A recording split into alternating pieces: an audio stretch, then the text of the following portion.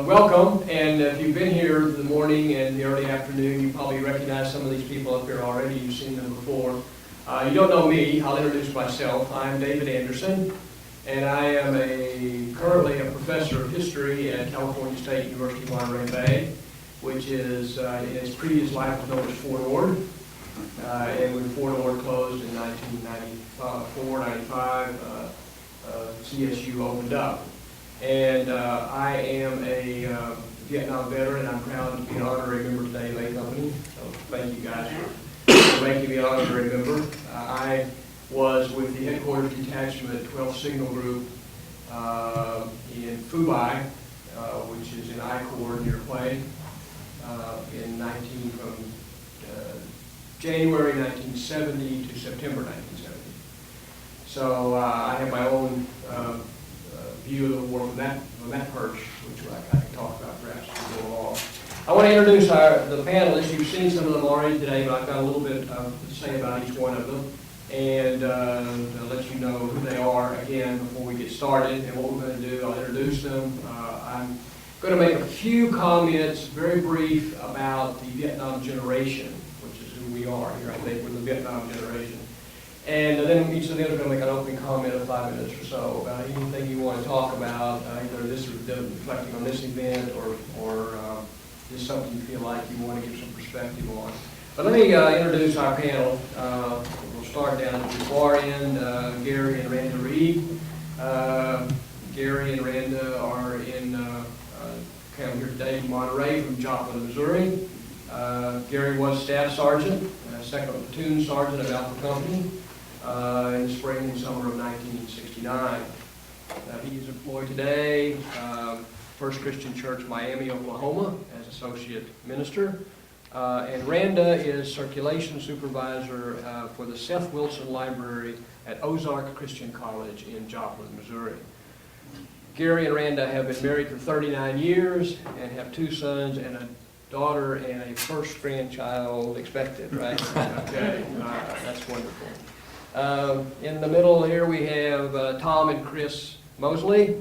Tom and Chris have come maybe one of the farthest distances from Stamford, Connecticut. Okay. And Tom in 1968-69 was a sergeant and squad leader, the 2nd Platoon, A Company, 2nd and 39th. Tom currently works as facilities manager for a construction supply company. And Chris is employed as a nursery school teacher. And Tom and Chris have been married for 36 years and have two adult daughters. And next to me is Larry Enright.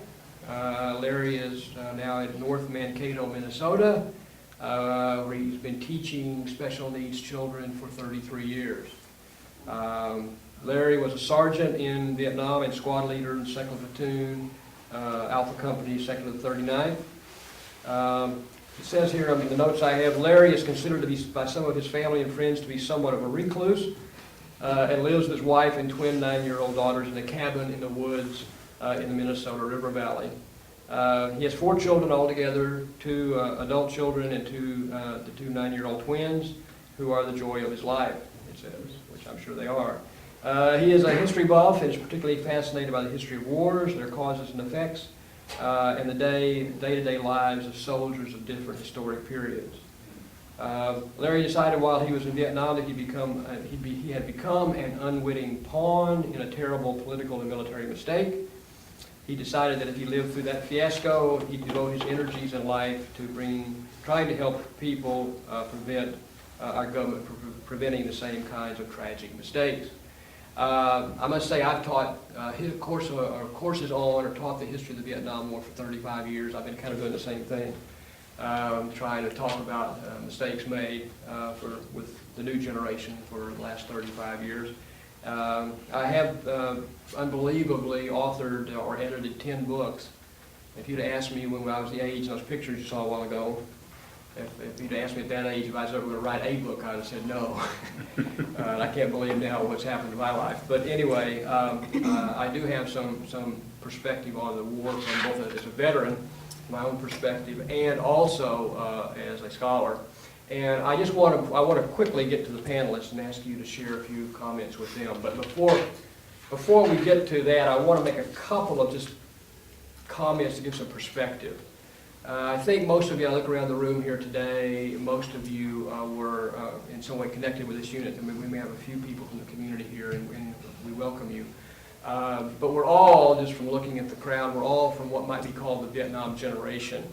And what that means is those people who came of age, that is draft age, reached the age of 19 between 1964 and 1973, a time whenever you could have been conceivably entered to military service. And if you look at that group, the Vietnam generation that reached age 19 between the mid-60s and early 70s, scholars tell us that was 53 million Americans, 53 million people in the Vietnam generation.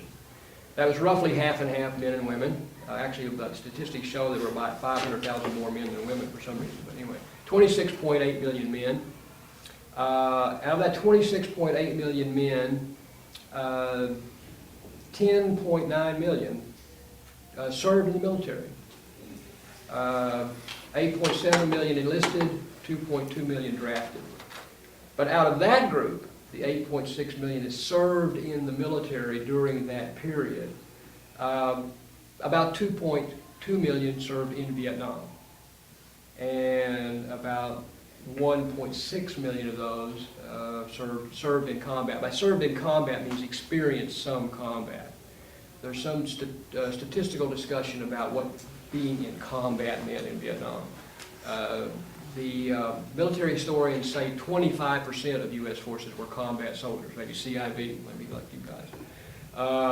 And so that's one figure she used, about 25%. But if you look at the number who experienced or were exposed to combat, who were whatever in some way, it's well over 50%, probably 60 to 65%, maybe higher. Because there really was oftentimes very little distinction between forward area and rear area. There were some areas that were definitely rear areas, and guys probably saw sometimes when we went to places, thought, what a good life these guys have got. But there weren't many places like that, actually. I mean, even a Dong Tom or a place like that, a major support base, was still could be a fairly dangerous place. Well over half the people who served experienced some kind of hostile action or something. But what I'm getting at is, out of the 53 million Americans from our generation, the Vietnam generation, the number who actually saw combat in Vietnam was 1.6 million, which is I didn't do the percentage figure there, but that's a pretty small percentage. So these are people who have some unique experiences. But even though they're unique experiences maybe for their generation, this is a war and a conflict that affected everybody in the country. It's often been said that the Vietnam War was one of those events maybe only equivalent to the Civil War and the Great Depression that affected everybody in the country at the same time in some way. Everybody was affected, either was in the war, knew someone who was in the war, was deciding what to do about the war. In some way it affected everybody. So that's what we're about today, I think, is remembering that human dimension of the war. Yes, sir? I take exception to the terminology Vietnam War. It was a counterinsurgency operation. Okay, that's fine. I mean, there's a lot of names for the war. That's the technical one and the legal one. Well, there's a lot of names for what we're talking about. There's the Second Indochina War. There's the Vietnam War. There is the it was a counterinsurgency war. There are, generally for convenience, we often refer to the U.S. involvement in Vietnam, really from 1954, the Geneva Conference, till 1975, when the U.S. left the embassy in Saigon. We, as I say, U.S. historical chronicles refer to that as the Vietnam War period. Of course, the Vietnamese call it the American War. And there's a lot of different terminology, and there's a lot of different dating of what dates are the relevant dates to talk about. And we could talk about that as the panel goes along if you'd like. I mean, but I'd like to give these folks a chance to make some comments about, you've heard some already, but I'd like to have them talk a little bit about their own experience a little bit, and also as the years have passed, I mean, how this perspective has grown stronger, stayed the same. If your views have changed or kind of been reconfirmed or whatever. And maybe we'll just start here with on my left with Larry.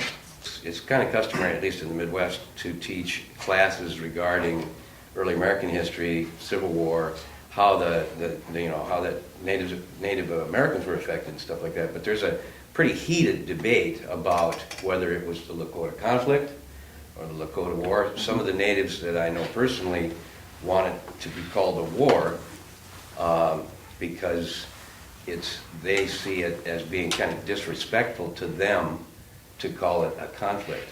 And I think your question is kind of that same kind of, I was kind of offended for some years, or I felt, when they called, that nobody in the establishment would refer to the Vietnam War.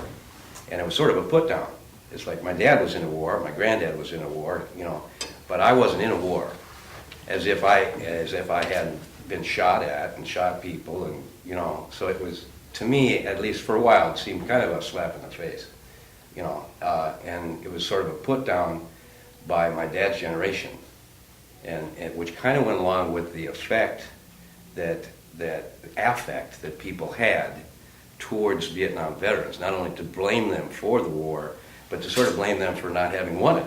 I mean, we're Americans, we win. There's no such animal when you're in that situation, that when you're in a counterinsurgency.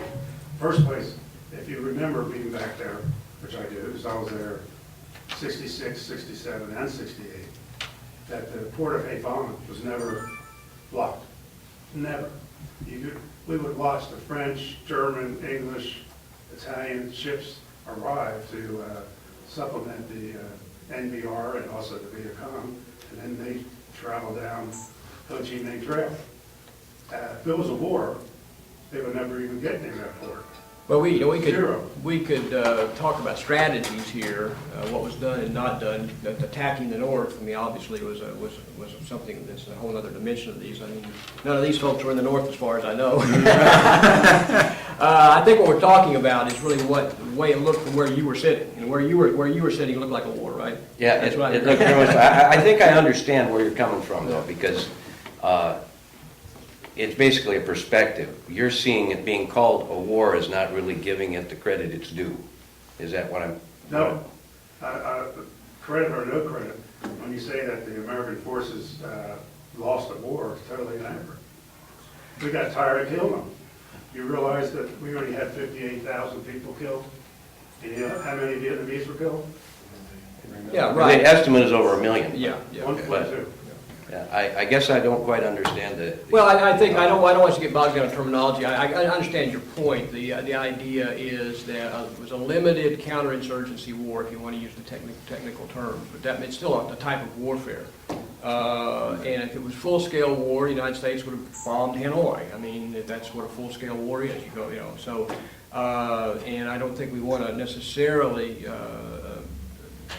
take too much time with that right now, because you guys, as I say, we're in a war with an enemy every day, and they were shooting at you, and you were shooting at them. And I kind of like to know what, from your perspective, what that's meant for you as years have gone by. I mean, but Tom, you might want to pick up on that. Sure. Well, let me give you a little background. I arrived and I was drafted into the service after spending 2 years in college, and as we all remember, it was a time of indecision, a lot of conflict in America, and I was feeling a little bit lost and didn't know what direction I wanted to go, and didn't want to waste my time in school, and so I just kind of let myself be drafted, and wanted to do the right thing, and I felt as though my father had done it, and my uncles and grandfathers, just like Larry's, and pardon? Your mother. My mom, was an Army nurse, and during World War II. So I was drafted, and as soon as you dropped out of college, lost your deferment. That was pretty much it. You know, if you were an able-bodied young man, that's what was going to happen to you. Got into the service and took advantage of everything I could possibly take advantage of during the training period. So it was basic training and AIT, and then they said, you're qualified to go to the NCO Academy, and I'll take it, you know. And I figured as much training as I could possibly get under my belt is going to be better for me. You know, it gives me a better chance to survive, and maybe if I can elongate that training, war will be over before I can even get there. But it didn't work out that way. But there are a few people here in the audience that had attended that NCO Academy. It was a good training, Army training that we had there. Arrived in Vietnam in the fall, end of September '68, and left there in August of '69 when they started to pull out of the troops. Nixon began the withdrawal of troops, so I was part of that first group of guys that left there. Was with Alpha Company, 2nd Platoon, assigned as a squad leader. And I like to sort of address this gentleman as well. His comment, you know, we were like the micromanagers, you know, down at the level that Larry and I were. We were concerned not so much with the big scope of this war, but we were concerned with making sure the men that we commanded, the 10 or 12 men, sometimes less, taking orders from our Lieutenant Paul Blazkowski, that they were fed and they got some rest, and that they take care of them if they were sick, and listen to their woes, and that was our job, and leading them and hopefully getting them back to that base camp at the end of a day or the end of an operation safe and sound. So that was our job there. That's what we did. We definitely were involved in counterinsurgency operations, but you would have been hard-pressed to convince any of us at that point in time that it wasn't a war.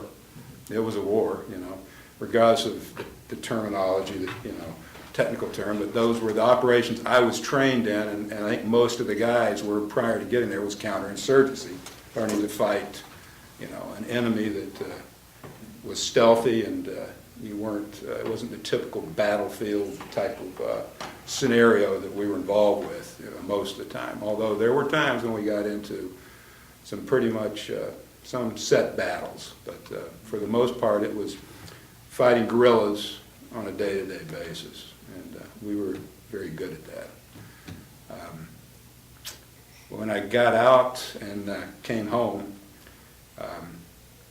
and I think probably most of the guys would attest to this, it was, you don't talk about the war. My own family, as much as I love them, I got home and maybe the first couple of days there were a lot of questions asked, but after that, well, we just don't need to talk about it anymore. For a year, I think, and I would get together with friends, old friends that weren't in the service that I'd left behind, and they'd be sitting around talking about being in Woodstock, and I don't want to go to Vietnam, I'm going to Canada, and this and that. And the only thing that I had to talk about, the only thing, was the war. I mean, for 2 years I'd been in the service, and 1 year in a war zone, and I didn't know what else to talk about. I couldn't engage in conversation because they didn't want to hear it. And then I met this lady, and she didn't want to hear it either. But one night we got in the car and we drove to Cape Cod, from Stanford. We wanted to go to Cape Cod, and Chris had a place up there we could go to. And we're driving along in our Volkswagen, and this is about a 5-hour trip, and I started to talk. And I don't think I shut up for 5 hours about Vietnam. And she listened. Well, I think she was kind of captive because, she couldn't jump out of the car. In a snowstorm. In a snowstorm. And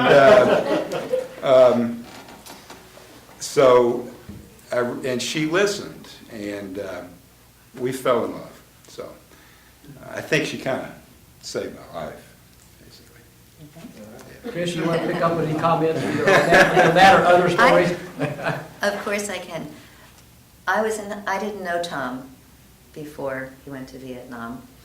And when he came back, I was just getting ready to get out of high school.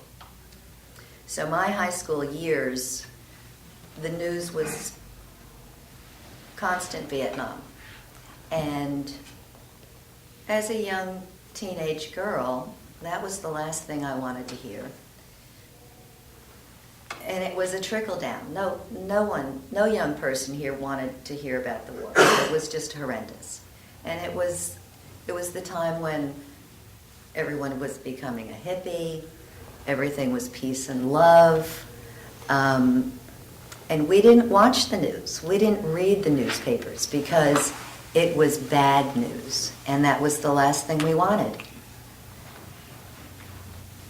And when Tom came back, what he had left had so totally changed with the flower children and peace and love. I think it was 100 times harder to feel accepted back home because they missed the change, even though it was gradual for us. It was so dramatic when they came back that they really felt like outsiders. They hadn't grown with that.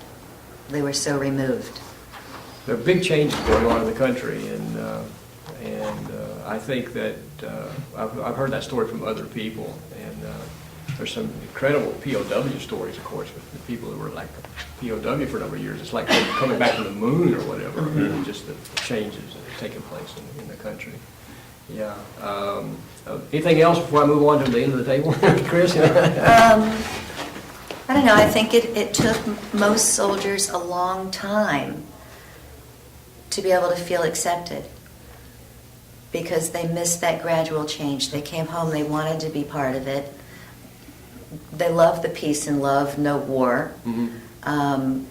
But they missed a section of it because they weren't here. Did you get a sense after you guys had met and had that talk that how that was affecting Tom? I mean, as far as I knew it affected him a lot. Yeah. And for a long time, every time something came up or something was said that bothered him, or something he didn't like, or a little habit that he did, I would just tell myself, oh, that's from the Army. I don't know if they are. It's not a big deal. We didn't discuss it, but to this day, when he gets out of the shower, he has to shake that towel so hard the door rattles. And I think, is he checking for bugs? And I just say, oh, that's from the war. No big deal. He can shake the towels. Gary, Randa, why don't you pick up on whatever you'd like to comment on about perspective? Well, Gary and I dated at Ozark in college before he left, before he was drafted. And then he left, and we wrote to each other. After a while, he broke up with me before he went to Vietnam, so he was the bad guy. But anyway, we got back together through the mail, and I didn't find out until we met Dave and Connie, that they exchanged letters, that Gary would read Connie's letters and Dave would read mine, and I thought, oh, how embarrassing. But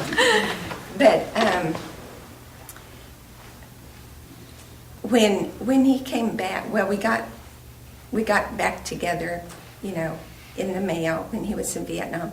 And then when he came back home, we were engaged and then married in March. And he had changed.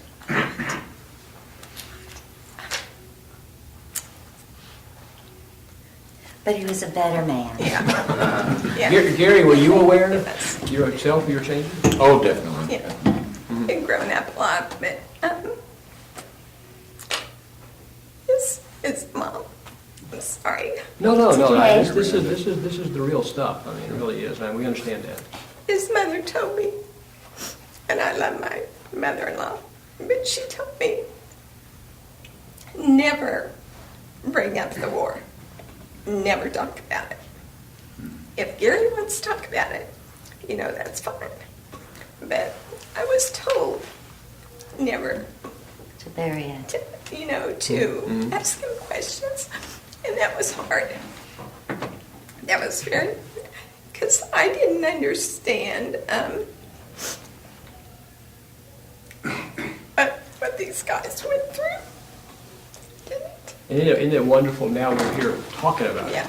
Well, We could, when you really couldn't talk about it, it was hard to talk about it then, and for a long time. Yeah. And just the reunions, this is our 5th, and it has helped me so much to hear this band of brothers get together and share and talk, and for us to listen and to really hear what they went through. Because I love and respect every one of them so much. But as a young teenager, I was in college. We didn't have televisions at school. I had no idea what the war was about. I really didn't. And all my family served. They were all in the war. My grandfather, my father, and all my uncles. But it really hurt Gary, though, because like Chris said, the kids at college did not understand what Gary had gone through when he came home.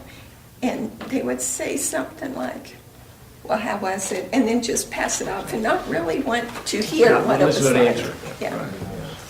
Gary, so what is your comment on it? A little history. Okay. Nash Glidewell, my distant ancestor, is listed as being sick and infirm at Valley Forge with George Washington. Several of my other ancestors, 3 Simpsons brothers, none of them named Homer or Bart,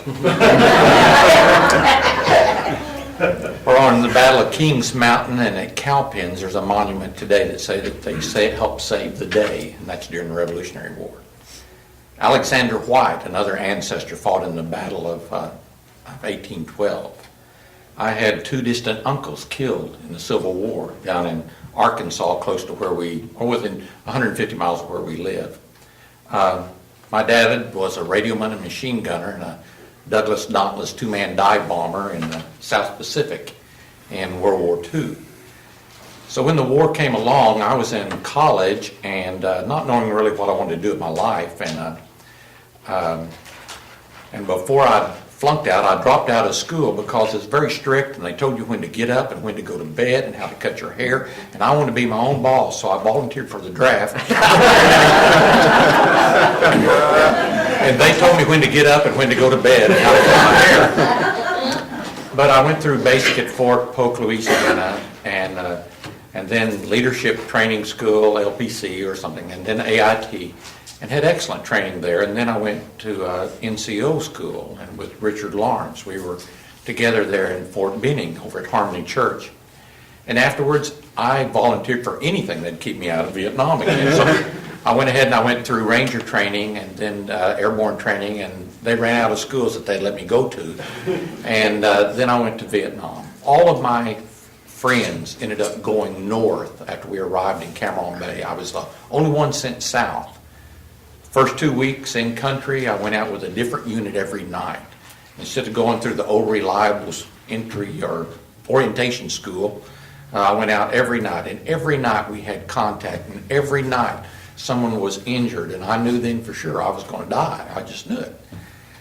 Went to A Company, 2nd of 39th, and Sergeant Pete was there, and he was an experienced NCO and quite decisive and fairly charismatic and gifted, and I was to take his place, and I knew I'd never be able to do that. I mean, he was just, I thought at that time, too good to be able to somebody take his place. But the sergeants that we had to work with were excellent sergeants, and I valued their input. we can talk more about the Vietnam experience like we've already have had, but then when I returned back, went to Schofield Barracks, and then had an opportunity to come back to the United States when they were disbanding the 9th Division there. Landed in Oakland and then went over to San Francisco and got a military standby ticket. Got on the plane, got on first class, like I mentioned in Paul's video, and started visiting with a girl that was sitting beside me. And then when we got up at altitude enough to remove our seatbelts, the man across the aisle said to his daughter that was sitting by me, "Stand up and trade me places. I don't want you sitting by that Army trash." And I knew that something had changed here in the States. I got out of the service eventually. Rand and I were married a month later. And when I got out, they told me, "You go to the VFW and you go to the American Legion, and those guys will take care of you." So I went to the American Legion. That night there was about 5 World War II guys sitting around talking. And then they told me, they said, "We have to let you show up. But you weren't in a real war, you were just in a police action." And I started visiting with them, and they were a supply sergeant. They were in aviation and worked on hydraulics, and they said, "You should have seen those planes that came back." And I was thinking, "But you weren't in them." I had another one talk about that he was a cook and he was back here, and every once in a while the artillery would come over, and whenever it hit close, the bunker we was in would just shake. And I'm thinking, we didn't have foxholes out in the Delta. Yeah. And I left, and I said, "I'll never go back." People didn't want to hear, so I stuffed it. But it was Dave Elledge that kept writing and kept calling.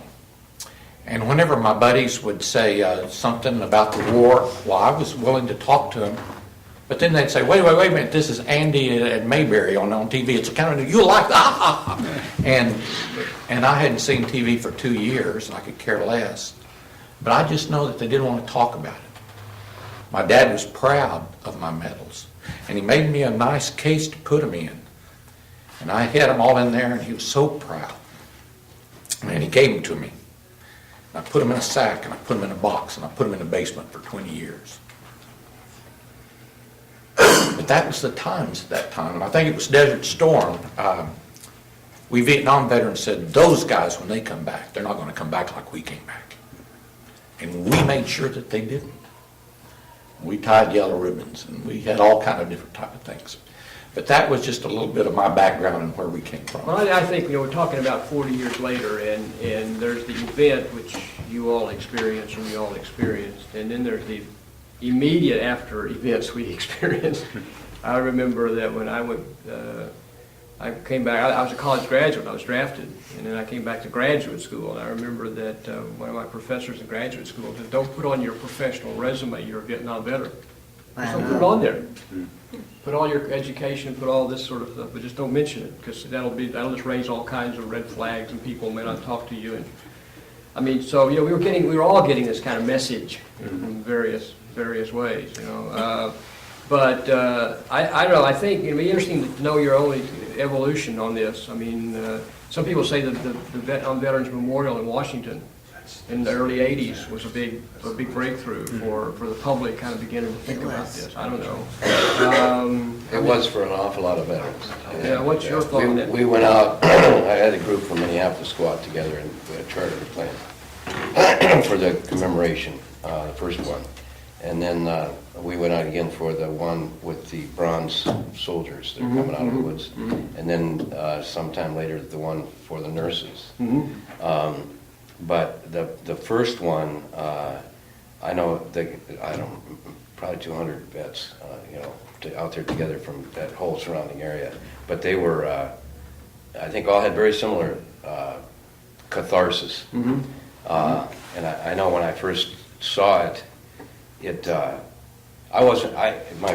first day we got there, we all went out together, we walked around and stuff, and I have an art background, and so I thought, this is really pretty. And I had been following the argument first of all, it was an Oriental Asian girl that had designed it, and well, God, a whole bunch of people freaked out, and and so I didn't really have an opinion until I saw it, but it's gorgeous. It's just absolutely gorgeous, and it reflects like a mirror, and you see yourself as you're looking, and the whole idea of the names, being by date, so you can see the war getting bigger and bigger and bigger and bigger, and then kind of fading and fading and fading. I mean, just by the bodies that are there, and so I went to pretty much the center panels and found January 6th, and a whole bunch of our guys that we lost on that day, and but it was all very removed. I just kept thinking, this is just gorgeous, and I'm sure glad they did it. Mm-hmm. I'm sure glad this lady designed it the way she did. It goes down into the ground, and it just had all kinds of meanings to it. And then we went out, had a few beers, and crashed. Then there was a big ceremony the next day, so we all went out early the next day, and suddenly the emotional impact hit me, and I had to leave. I could not stand it. It was just way too much for me. Tom, Chris, did you have some? We as well had gone to the dedication, and it was for me, and I think for Chris as well. It was my emotions, because it had been a good 10 years, and I was able to talk to Chris about it from time to time, but I didn't really talk about the war a lot, and so suddenly this emotion that had been building up inside of me for 10 or 12 years just came rolling on like a tsunami. It just poured out of me, and I had to sit down in the grass. I couldn't even stand up. I was shaking. Finally, after calming down, and I was able to ask one of the guides there that had all the names on the wall and the panels and where you could find them.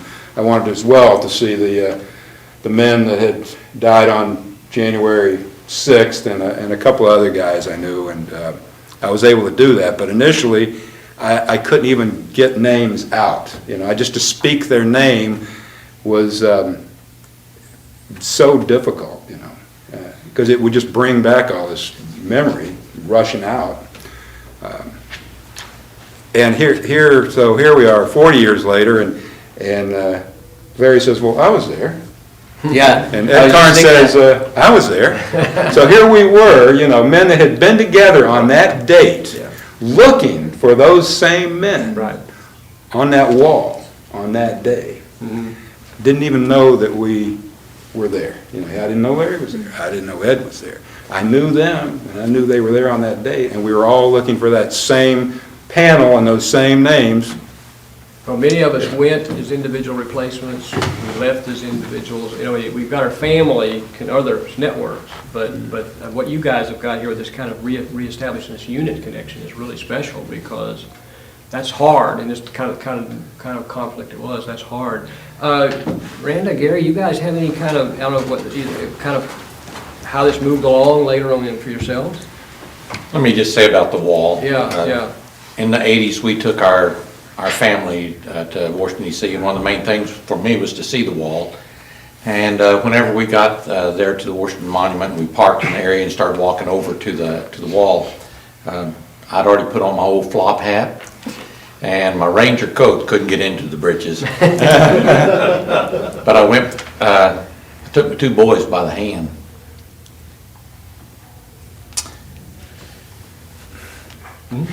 Led them up to the wall, and we rubbed the names of Sergeant BB, and I'd found out that one of my other friends that I went through NCO school with, that he was killed, and there were 160 in my NCO school that graduated, and 18 of those were killed, KIA.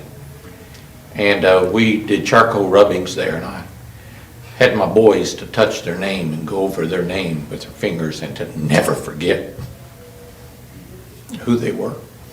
Very meaningful, very tender. And once again, it was for Dick Pelletier, one of my friends, it was the first I knew that he was really dead. I knew it in my mind because he quit writing. He wouldn't have. but it was the beginning of my mourning for him and grieving for him. But it was a release, and it was the start of another healing aspect. My experience is that it was a great healing experience. Tom paced that panel for what seemed like hours, and there was nothing I could say or do, just wait. And finally he could ask where a name was, and he found it, broke down. But when he walked away, he knew that he had said goodbye, which he didn't have a chance to do before. And after that, I think countrywide, things got lighter about the war. A lot of emotions were lifted. But one thing I have to ask of you guys, and I know you were looking for the same names on the same panel, if you had turned around and seen each other or saw each other from the back and said, gee, that kind of looks like a guy named Larry I know, would you have... There were some I would recognize. I would recognize. No, I know you would have recognized them, but would you I would have have fainted approached? dead away. I really would. I was so emotional at the time anyway, but if I'd bumped into one of these guys, I don't think I'd have been able to say anything. I'd have been Because stone speechless. Yeah, I agree. know That's, at the hotel, it was just packed with veterans, and nobody was really talking. Everybody was just looking to see if they recognized someone. Yeah. Yeah. But the whole city was, I forget what they said, was Oh, what, millions. 250,000 or? Oh, more. It was Packed. packed. The streets were, and I heard something kind of funny about it. Somebody local had said, Washington is not all that safe a city to be out in at night. And they said, this is probably the safest the streets of Washington have been in years and years and years, because anybody that would cause trouble is, hiding. War veterans. But that still didn't answer my question. If you saw a guy on the hill by the monument from the back and thought, gee, that might be Mosley, would you have approached him then? I don't know if I could have. Right, that's my I don't know question. if I honestly could have. That's the I feeling I maybe got. followed along. And You sure? Well, we're talking about a process. I mean, for individually, we're talking about a process for the country too. I mean, I think the memorial is a big step in that. It was actually, of course, as you know, it was built by contributions from veterans. It was a veteran project to kind of get that started, and it's had an effect on all of us and on the country. And then I think that after that happened in the early '80s, then you begin to get more of kind of the stuff I do, which is begin to get some courses about it in school, and people begin to talk about it, and more written about it. And I'd kind of be curious to know where you think we are today, but I also want to give the audience a chance if there's any questions out there. I just want to make a comment. My husband was in Vietnam with Tom. They had gone to school together and knew each other, so they went off. They were in different units. But we could not go to the wall. He was not able to go to visit the wall up until maybe 2004, 2005. And he was deathly afraid that he would get there and see his name there. He was back. I mean, it was just... There was no way he was ready to go when it was first built, and we finally did make the trip. And we were in Washington for a long weekend, and we were there for 2 days, maybe 3 days, and we had not gone to see it.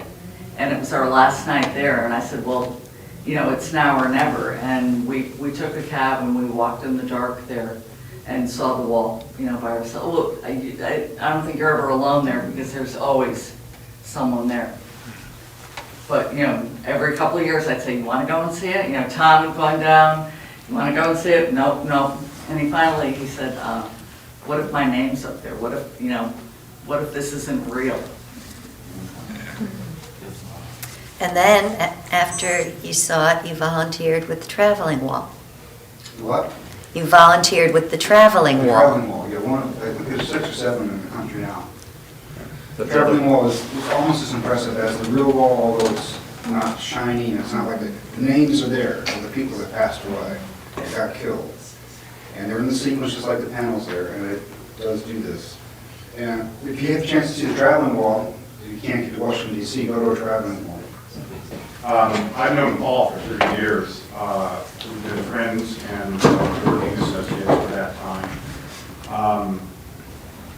I first met Paul through a mutual friend and discovered that he was into recording audio. He liked to go down to the beach and record sounds, and he was just sort of a Carmel hippie. He broke down and hung out with the theater people, and was just an all-around really nice guy to be with. So anyway, because he was interested in sound and I'm a filmmaker, he started working with me as a sound man, and he's been doing that for 30 years now. My partner Terry and I make films, and he works sound with us on most of our projects. And he, of course, is a filmmaker himself, as you can tell.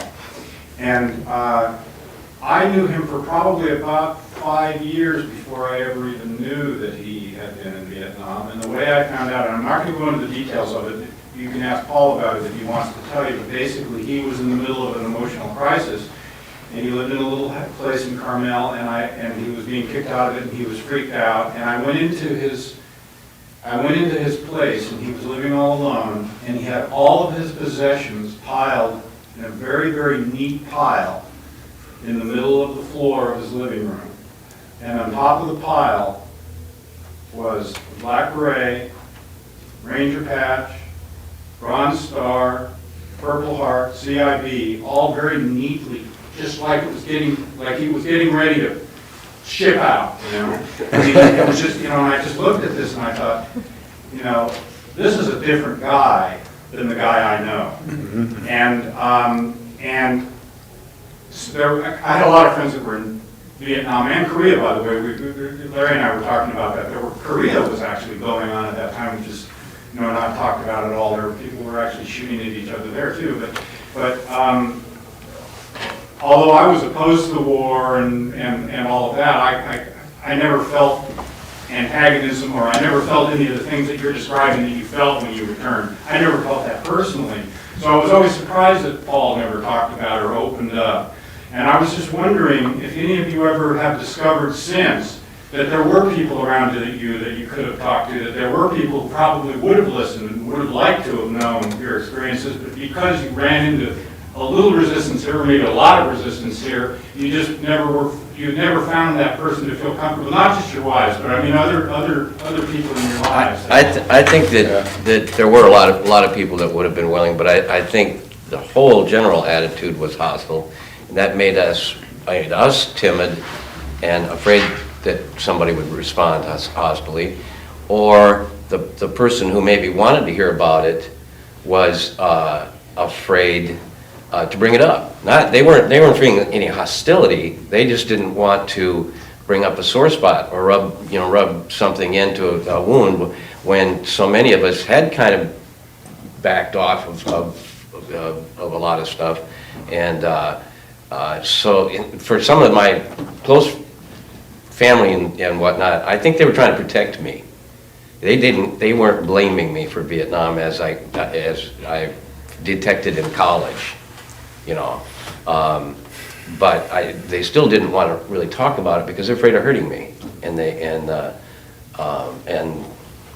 was a hell of a lot easier not to talk about it for me. So I went for years. Before you could talk about it, Well, or you felt safe. Years. Many years. I suppose it was 12, 14 years that I really. If I see other nodding heads up here, that's sort of. Yeah, I think, as we talked about before, I think that wall, when the wall was finally commemorated, sort of started to loosen things up, and that was about the time that I could start to, if somebody would ask me, I could talk about it, But, prior to that, I didn't say much of anything. I knew a man, he was a salesman and a vendor for a company I worked for. And I would see him, I knew him for probably 5 or 6 years. And, we'd come in, we'd talk about the products that he had to offer and, whatever. And a nice guy, and same generation, same age. And one day he comes in, this is 5 or 6 years later, he's got a cap on. He's got 25th Infantry patch on it. So I said, and where'd you get that? He said, I was in Vietnam. I said, really? I said, well, I was there too. No kidding. So we knew each other and we liked each other, and for all those 5 or 6 years, that never came out, until he wore that cap that day. And if he hadn't worn that cap, we probably never would have known that about each other. And he knew I'm married, I've got a couple of kids, and he lives down in Pennsylvania. We knew all these things about each other, but not one thing. And now we see each other, and we kind of, that's the one thing that really kind of binds us, more than anything else. Business. Is in the business is that fact that we're both veterans, and but it was a good 10, 12 years before I could really talk about it. And thanks to a veterans outreach group in New Haven, Connecticut, that I started to attend, that I found some common bonds to express myself. And, What happened that made you go to that? I started to have kind of a meltdown, a mental meltdown. There was a time in my life when things weren't going well financially for me and business-wise, and I think that the stress of that sort of started bringing back these emotions about Vietnam, It was about 10 years, yeah. So my wife, Chris said, you should really be thinking about this, and before you do something crazy, and there's an outreach group, and I think you should call them. And I hesitated, and I said, well, that's the last thing I want to do. I don't need to talk to these guys. And she encouraged me, and I went, and it did help. It did help. They were. Was that one of the so-called storefront veteran centers? Yes, yeah, that was a very successful Vietnam outreach. Veterans talking to veterans. Veterans talking to veterans, Yeah. and they all we all had different backgrounds and different jobs in Vietnam, but all affected by the same type of, it was post-traumatic stress syndrome, which now has become like a common thing. Everybody, if you saw World Trade Center collapse, people that were involved with that, it's diagnosed as it's a trauma, and we were all affected by it, and so you had to be able to talk about it.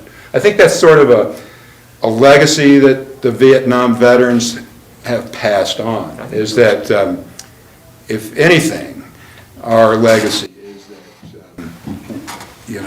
people recognize the trauma of war and any of those tragic events that can happen in disasters, that this is what happens to people, and people need to talk about it. And if you don't let them talk about it, worse things happen to these people. So you've got to let them talk about it, and Or help them be able to talk about it. help them to be able to talk about it. Gary, you started to say something?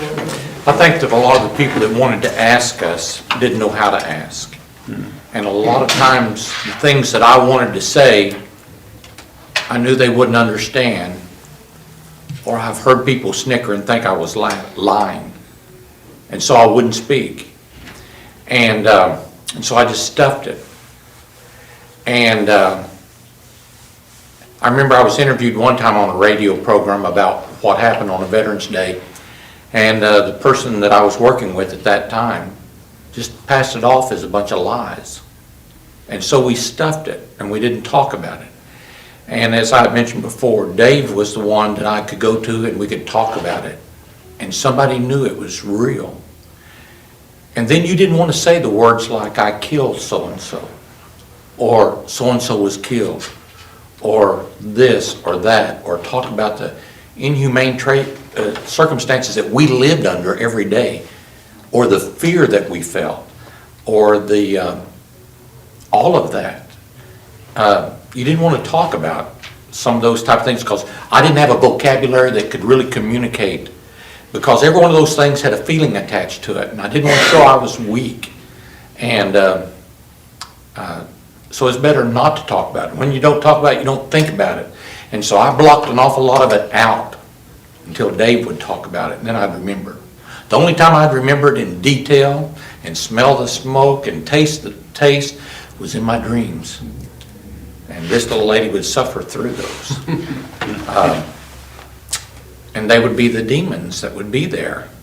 And at that time, when you had post-traumatic, you were crazy vet. So you didn't tell anybody.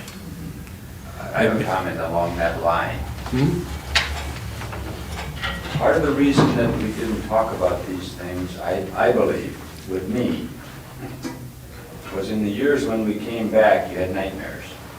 And after a while, you couldn't remember what happened versus what you dreamed about. And so you started to not trust your own memories.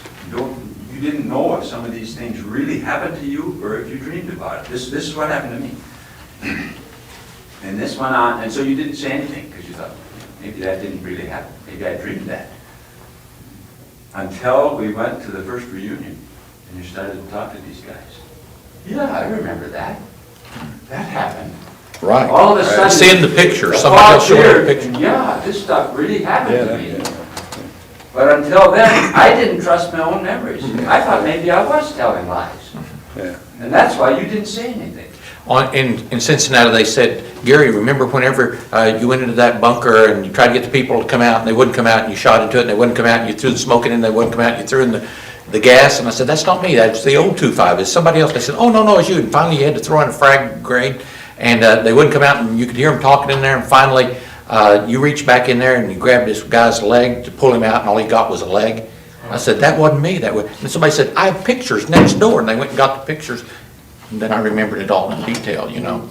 But for years you stuff it and stuff it and stuff it, and then it finally comes out. And part of the healing process, man, it got worse before it got better. And the healing will be a forever process. Your innocence was not just surrendered. Your innocence was violently raped, not just by the bullets and the blood, but by the living conditions and the fear that you lived under and the way you were dehumanized. And I mean, some of our men lived in something that in Iowa they'd keep hogs in. That's the living circumstances. They lived in a daily basis, and they called it a fighting position.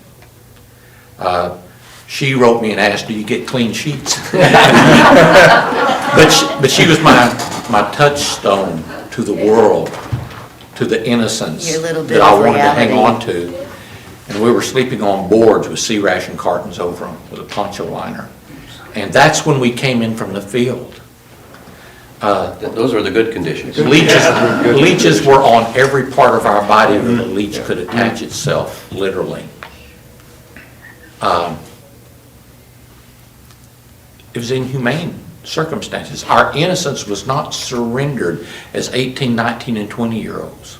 It was violently raped from us. We all were looking forward to perhaps a day when we weren't afraid of experiencing death, but to see it in such a violent, horrible way. And even some of the guys, they were still virgins at that time, and here their innocence was not surrendered to a woman in an act of love, but to a prostitute. Their innocence was violently taken in so many different ways that they were raped. And some would, well, that's far enough to go back. Well, there's a theme. I mean, I've looked at this a lot as a scholar, and I've looked at it in literature. You can look at the Vietnam War novels, a lot of it written, most powerful novels written by Vietnam veterans. And a common theme is exactly what you're talking about. A common theme is the disillusionment, the embitterment. I mean, just kind of your whole life perspective and image being shattered by these kind of experiences, and not prepared for that. I mean, I don't think anybody can be prepared for it or not, but you know, that's a. And we felt raped the second time when we came back. And then exactly. And here, our experience was not validated. In fact, it was the other way around. And here we felt rejected by society. And I've often said, it may be police action to somebody else unless you're the one being shot at. Then it's a war. And here we were devalued. And so you just shut up. And if it hadn't been for Dave, I don't know where I'd be. You know, it's interesting, you said that the legacy of the Vietnam War was sort of bringing PTSD to the forefront and identifying that as something that isn't anything to be ashamed of anymore. And I was watching a documentary on the Discovery Channel, and it was about a gunner on an airplane in World War II. It was an interview with a guy who had been a gunner on a B-25 in World War II, the good war, the war that everybody could come home from and be a hero. And he had talked in a very short little portion of his interview about the fact that he had repressed until he heard Vietnam vets talking. He had repressed crawling to the back of his airplane after they had been attacked by a Messerschmitt and seeing the tail gunner that bubble that was in the bottom of the airplane, the tail gunner who had been killed and who had been literally torn apart by machine gun fire from an airplane. He had repressed it all those years because he was in the good war, see. He was in the war where bad things didn't happen. It was just, it was war, glorious war. And suddenly all of his memories started coming back as a result of addressing the whole PTSD issue, the fact that these things are repressed, that they don't remember them, and that, as he said, that maybe they're dreams, maybe there's something that didn't happen and that you dreamed them. And that is an interesting legacy when you look at it, because it changes the way that we look at a lot of things. I think, just to address that, and also, I think we also were the ones that said we can't ever let this happen to our soldiers, our warriors again. We can't ever let this happen, what happened to us, to these men that are in Desert Storm and Iraq and Afghanistan and all these different places in the world that our country sent them. When they come home, we're going to make sure that they can talk. They can speak to me anytime you want. I'm listening. And welcome home. And those young men that were on the podium this morning and the platform, and I'm just, in awe of them. That one staff sergeant had been to Iraq twice, and young man, and you could see yourself in him, and I thanked each and every one, and I think all the guys did, the lieutenant colonel as well, and never let this happen that's happened to us ever again. And I think there's a danger, it really is, of happening again, because after 91, after Desert Storm, there was a kind of opening up a little bit. People did begin to identify themselves as Vietnam veterans or whatever. It became acceptable a little bit more. We went through a period there, I think, of a decade where we're beginning to move in the right direction. But the current conflicts have been sort of isolated from a lot of people. It's being fought by volunteers, whatever. I think a lot of people don't understand. They're not connected enough. And these young men and now women, young men and young women, can come back to a lot of lack of knowledge about what they've been through or whatever, and they need somebody that can identify with that. Thank you all. Thank you.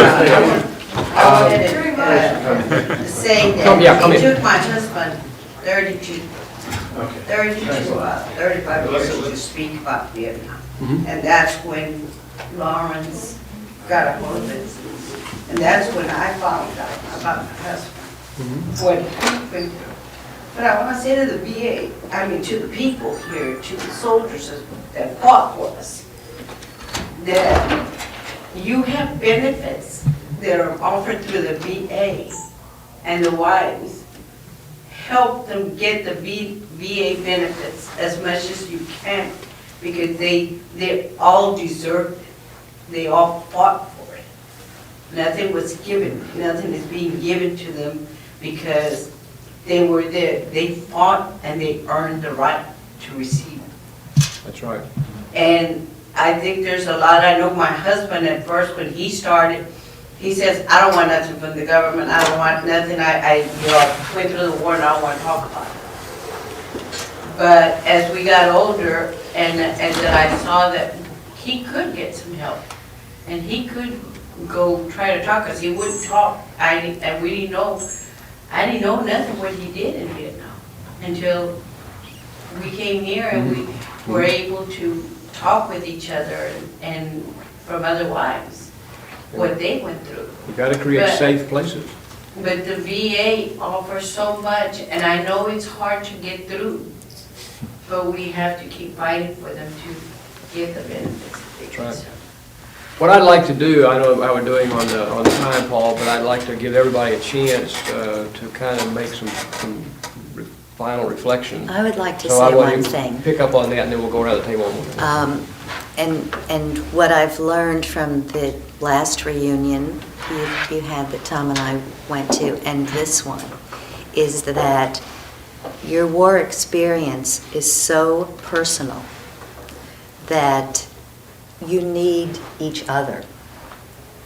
And that for so many years that was not the case. A vet didn't want to see another vet that he knew, and he didn't want to talk about it. But I've heard so many of you talking about a specific day and a specific column on the wall.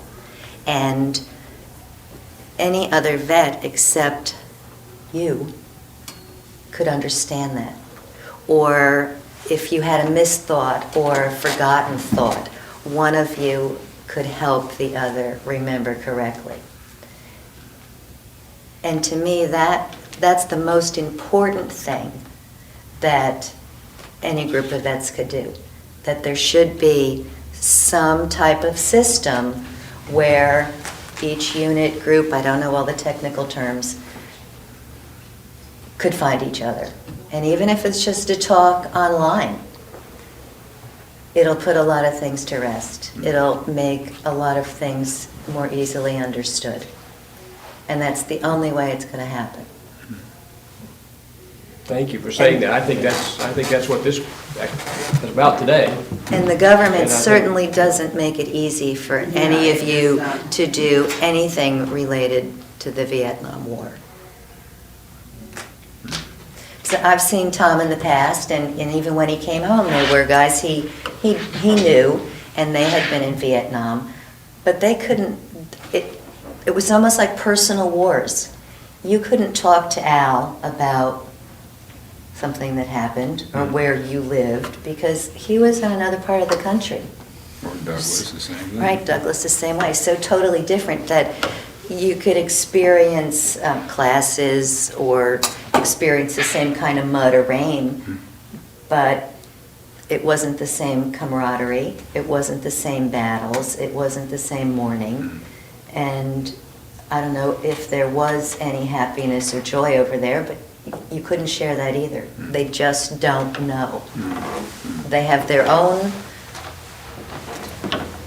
I don't know how to explain it. I hope No, I think you you know what I'm explained it very talking well. about. I think you're But you will always need each other because no one else can understand you as a group except you as a group.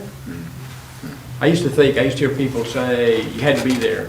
And I thought, well, that's kind of closing off, but, well, there's a lot of truth in you had to be there. I mean, Well, even some of the firefights, even the big January 6th firefight, I was on one side of they opened up on us in a clearing.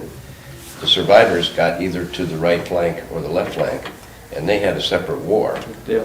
I mean, and when, we were all in very similar circumstances, but Tom and I know very well what we did together because we were right there shoulder to shoulder, but when we hear the guys talking from the other side, and you guys that were coming in, calling in their artillery stuff, you had a whole different, it wasn't any less scary, I know that, but it was a different situation because of where the bullets were coming from and the crossfire and stuff like that. Well, Colonel Harry Summers, who used to edit Vietnam Magazine, has a quote where he said that there were 2.2 million men served in Vietnam. There are 2.2 million stories.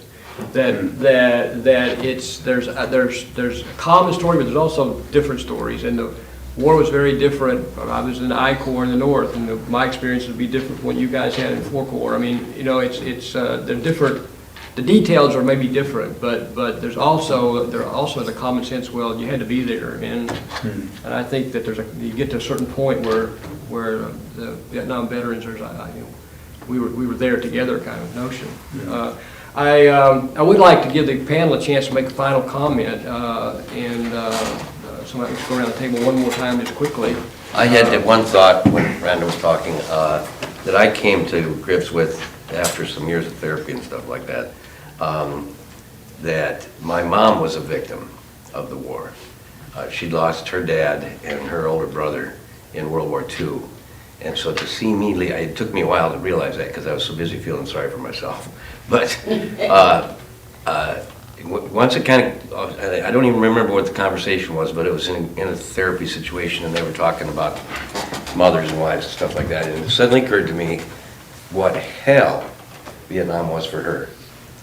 To have lost a dad and a brother, and coincidentally, her next brother disappeared and was missing in action for quite some time. He was in Darby's Rangers and lost behind enemy lines. Luckily, he was found, but so to see it on the news every night for her had to be an absolute nightmare. And to follow the news on the 9th Infantry and stuff, and in my own confusion or self-pity or whatever, it took me years before I finally thought, well, wait a minute, this just wasn't me. This was my family and my mom and my brothers and sisters who all worried themselves sick for that whole time. And then I came home and acted like a jerk, And so anyway, I just wanted to mention that because what you were saying was very, very right on.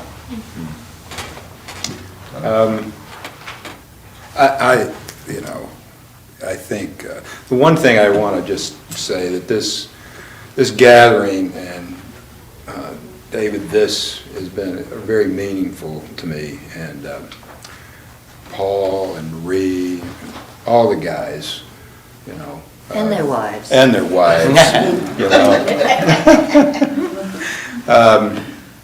it's just so such a feeling that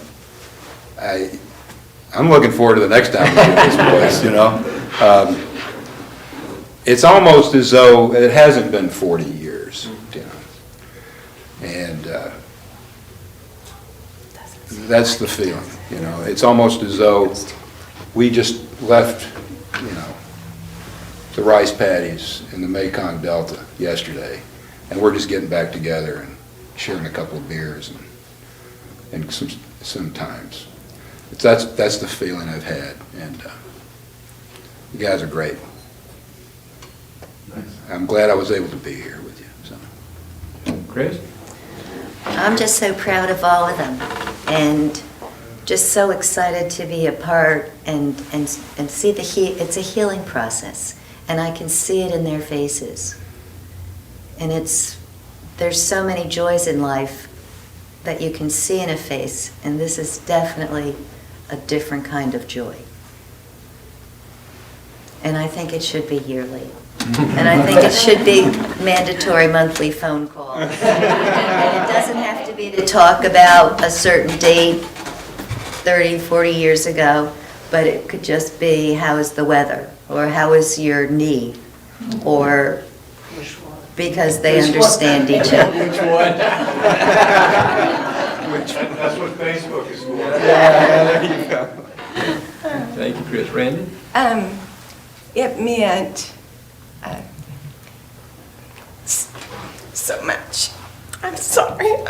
Don't be sorry. To our kids 5 years ago. 2 of them could be there. But it meant so much to our children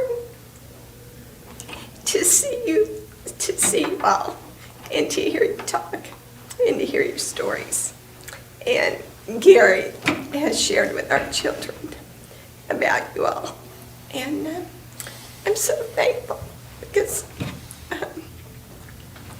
I don't know anything about the war that Daddy was in or my grandfather, because they didn't talk about it, to us. Of course, I was little, but I think it's so wonderful that our children know what you all went through. And you're very special. And I just thank you for your service. From Paul and Marie. for getting this together. And I like Chris. I think like I you know. I think we need to do this maybe in 2 years instead of waiting another 5. We're all getting older. I second that. Don't mention that, don't mention that. It's been a real blessing, and I thank God for every one of you. And thank you, David. You're welcome, thank you, Gary. Well, let me say that maybe in a more positive way. The whole experience now, 40 years later, I like to say I feel I've come in a lot of ways full circle. At the time where I was ashamed and could not speak, I speak now regularly to different service organizations, groups, Gold Star mothers, high school assemblies, civic affairs about our service in Vietnam. I went from not speaking to speaking now every chance I get. I'm not only not ashamed of the experience, I'm proud of the experience. I know today I'm perhaps more patriotic today at 62 than I ever was at 21. I stand tall when I see the flag. I'm proud of the men that I served with. We were a lean, mean, fighting, killing machine. We were. We had a camaraderie. We were a band of brothers. And we tasted battle together. And we'll carry that taste in our mouth for the rest of our life. And yet, I'm proud to have been a sergeant in the service. It's come full circle. And things can heal, not to the way they used to be or the way you want them to be, but they can heal to something good as well. Thank you, Dr. Larry. Well, I'm honored to have this badge. David. I'm honored to have this badge as honorary member of Alpha Company. I just really am humbled to be with you, men and women, today. I wish my wife could have been here. I met her the week after I got back from Vietnam, so she didn't know me in Vietnam. She didn't go through that with me, but we've been together now since 1970. But I'm just honored to have been here to be part of this. Thank you for inviting me to be part of it. Great job to the panel for just sharing your feelings and sharing with this group, and I just want to give you a big round of applause.